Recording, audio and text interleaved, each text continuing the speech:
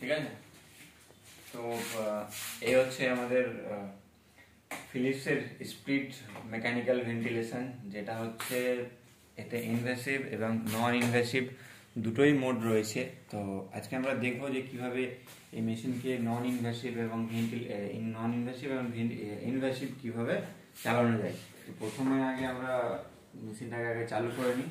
তো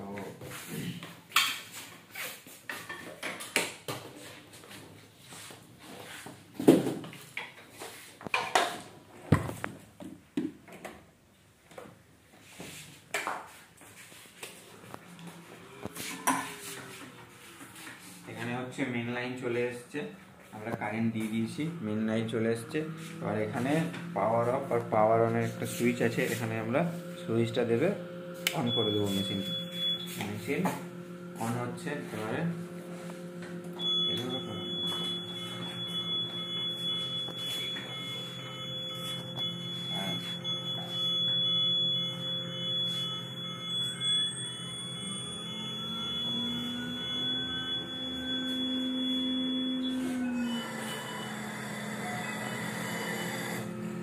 তো মেশিন চালু হয়ে গেছে। তো এটা হচ্ছে যে আমাদের যে ডেটাটা আছে, এই ডেটাটাকে আমরা স্টোরেজ করব নাকি ইরেজ করব, সেইটা হচ্ছে আগে করে দিতে হবে। ঠিক আছে, তারপর এই হচ্ছে আমাদের সেটিং। তো প্রথমে আমরা আগে যে ইনভেসিভ সেটিংগুলো আছে সেগুলো আগে দেখে নেবো কী কী এর মধ্যে মোড রয়েছে। তো এদিকে প্রথমে হচ্ছে অ্যাসিস্ট কন্ট্রোল, এটা এটা হচ্ছে ভলিউম কন্ট্রোল। প্রথমে হচ্ছে অ্যাসিস্ট কন্ট্রোল, তারপরে হচ্ছে এসআইএমবি, এটা হচ্ছে ভলিউম কন্ট্রোল। সিপ্যাপ, এটাও হচ্ছে যে ভলিউম কন্ট্রোল। এরপর এখানে যা হচ্ছে এটা হচ্ছে প্রেসার কন্ট্রোল।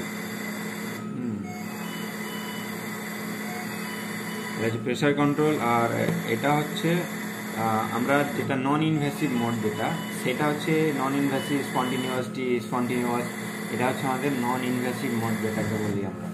তো আমরা আগে একটা ইনভেসিভ মোডকে দেখে নিই যে এসিভিসিতে তাহলে কী কী এর মধ্যে সেটিং রয়েছে। রেট মানে হচ্ছে যেটা রেসপিরেটরি রেট আমরা কত রাখবো পেশেন্টের রিকভার হিসেবে। তারপর হচ্ছে টাইটাল ভলিউম পেশেন্টের অনুযায়ী আমরা কতটা রাখবো সেটা। পিক ফ্লো যেটা হচ্ছে সেটা পেশেন্টের রিকোয়ারমেন্ট হিসেবে সেটা রাখবো আমরা। পিকটা কতটা সেটিং করব সেটাও পেশেন্টের ওপর ডিপেন্ড করে, পেশেন্টের রিকোয়ার হিসাবে আমরা সেটিং করবো, এফআইআরটি সেটিং করবো। তো এই হচ্ছে